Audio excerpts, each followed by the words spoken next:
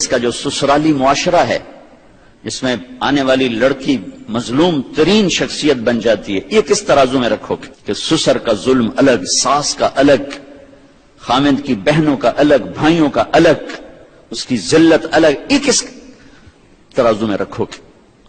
جو ہر گھر میں بچیوں کی فریادیں ہیں، ایسی میں ہر دوسرے مہینے فون نمبر بدل لیتا ہوں کہ مجھ سے کہانیاں سنی نہیں جاتی، رو رو کے میں آگے کیا کروں، میرے پاس کیا ہے۔ لیکن جب کوئی دینی نسبت سے مشہور ہو جاتا ہے تو لوگ سمجھتے ہیں شاید کوئی میرا دکھ یہاں سے کوئی حل نکل ہے۔ میرے پاس کیا حل ہے سوائے رونے کے۔ ایک جگہ میں نے بیان کیا، یہ ادھر ایک یونیورسٹی تھی جوہر ٹاؤن میں، بیان کے بعد بیٹھے تھے ہم وہاں کے وائس چانسلر کے پاس، تو اور اس نے کہا ایک آدمی، ایک بچی باہر ملنا چاہتی، میں نے کہا ابھی تو میں نہیں مل سکتا، کہا جی وہ بہت رو رہی ہے، میں نے کہا اچھا بلا لو۔ وہ کہنے لگی مولانا آپ عورتوں کے کافی حقوق بیان کرتے ہیں، فضائل بھی کرتے ہیں، کبھی آپ نے متعلقہ عورتوں کے بارے میں بات نہیں کی۔ میں نے کہا تم متعلقہ ہو؟ جی ہاں، میں 22-23 سال عمر تھی اس کی۔ تو مجھے پہلی دفعہ بچی نے میرے سینے میں خنجر اتارا کہ واقعی میں ماں کے، بہن کے، بیٹی کے، بیوی کے فضائل بیان کرتا ہوں، متعلقہ کے فضائل ہی کبھی نہیں بیان کیا، لیکن موجود۔ میں نے کہا تمہیں کیوں طلاق ہوئی؟ وہ کہنے لگے جی ہم میاں بیوی میں بہت محبت تھی، بس میرا سسر کہتا ہے میں نے چنگے نہیں لگ دیا نو طلاق دے۔ 1 سال تو میرے خامن نے برداشت کیا، پھر آخر کہنے لگا میں ماں باپ کو فیس نہیں کر سکتا، اور مجھے گھر چھوڑ کے آ گیا۔ اب اس ظلم کو کس کٹہرے میں لاؤ گے؟ میرے نبی نے فرمایا علی طلاق سے بچنا، جب طلاق دی جاتی ہے اللہ کا عرش کانپ اٹھتا ہے۔ یہ کس کٹہرے میں آئے گا؟ یہ ہر گھر کی کہانی ہے۔ اس کے بعد مجھے حدیث یاد آئی، میں نے اسے ہر بیان میں کہنا شروع کیا۔ آپ نے فرمایا تمہیں سب سے اعلیٰ درجے کا صدقہ بتاؤں؟ سب سے اعلیٰ درجے کا صدقہ، روز کتنا صدقہ ہو رہا ہے، میں تمہیں سب سے اعلیٰ درجے کا صدقہ بتاؤں؟ میں کہا جی کیا؟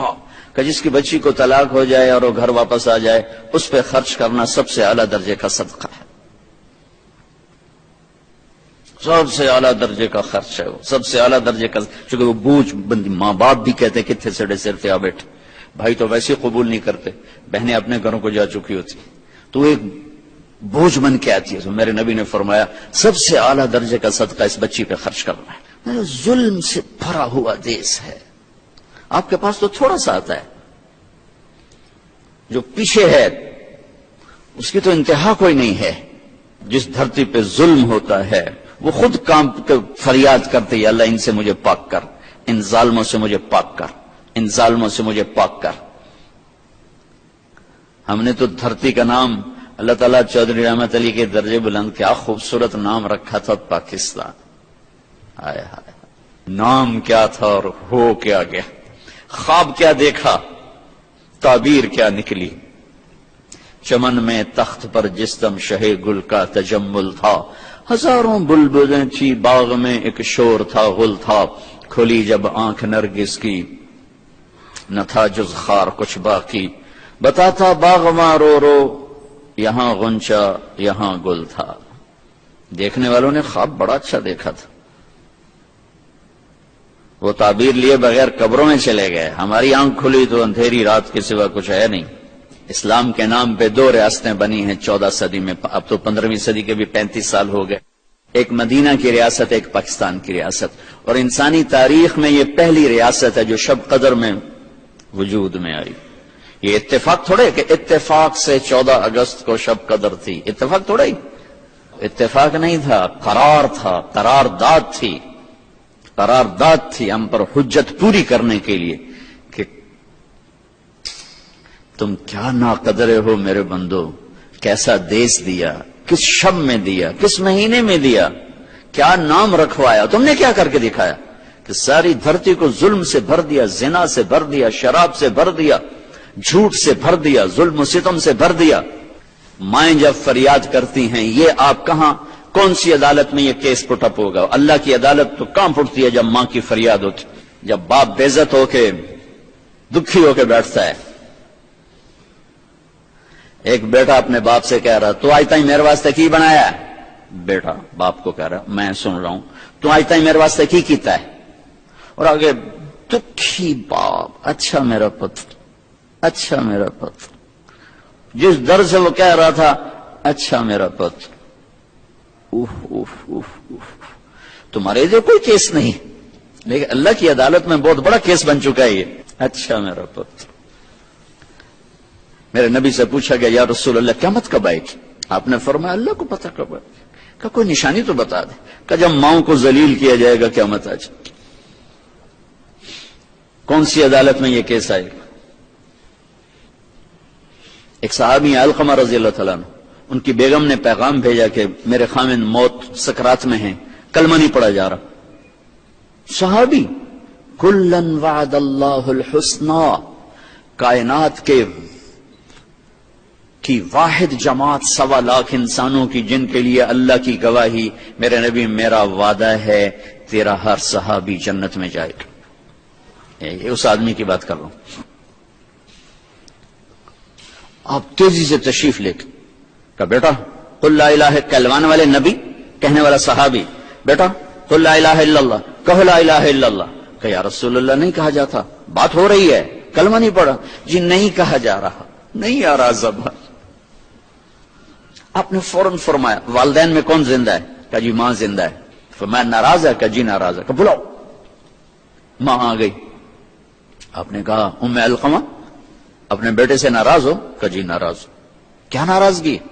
کہ جی مجھے دین کا کوئی گلہ نہیں، بہت نیک بچہ ہے، راتوں کا تہجد گزار ہے، دن کا روزے دار ہے، رات کا شب بیدار ہے، بس میرے ساتھ بدتمیزی سے بولتا ہے، مجھے یہ گلہ ہے، جب بولتا ہے سخت لہجے میں بولتا ہے، میرا دل کاٹ دیا ہے۔ آپ نے کہا معاف کرو گی؟ کہ نہیں کروں گی۔ آپ نے کہا میں آگ میں ڈالوں پھر معاف کرو گی؟ کہ جی کروں گی۔ یا یوں آتا ہے کہ آپ نے کہا بلال لکڑی اکٹھی کرو اور علقمہ کو آگ میں ڈال دو، کہنے کہ آپ آگ میں ڈالیں گے؟ یا رسول اللہ آپ آگ میں ڈالیں گے؟ ہاں، تو معاف نہیں کرے گی تو اسے اللہ آگ میں ڈالے گا، تو میں آگ میں ڈالتا ہوں کہ اس کی کچھ آگے آسانی ہو جائے، تو نہیں میں یہ برداشت نہیں کرتی، میں معاف کرتی ہوں۔ یا یوں فرمایا کہ دیکھو اگر تم نے معاف نہ کیا تو پھر اللہ اسے آگ میں ڈال دے گا، یہ برداشت کرو گی؟ کہ نہیں یہ تو نہیں کرتی۔ کہ اسے معاف کرو۔ اچھا یا رسول اللہ میں نے معاف کیا۔ تو آپ نے کہا علقمہ کہو لا الہ الا اللہ، ان کا جی لا الہ الا اللہ محمد رسول اللہ، اور ساتھی جان نکل گئی۔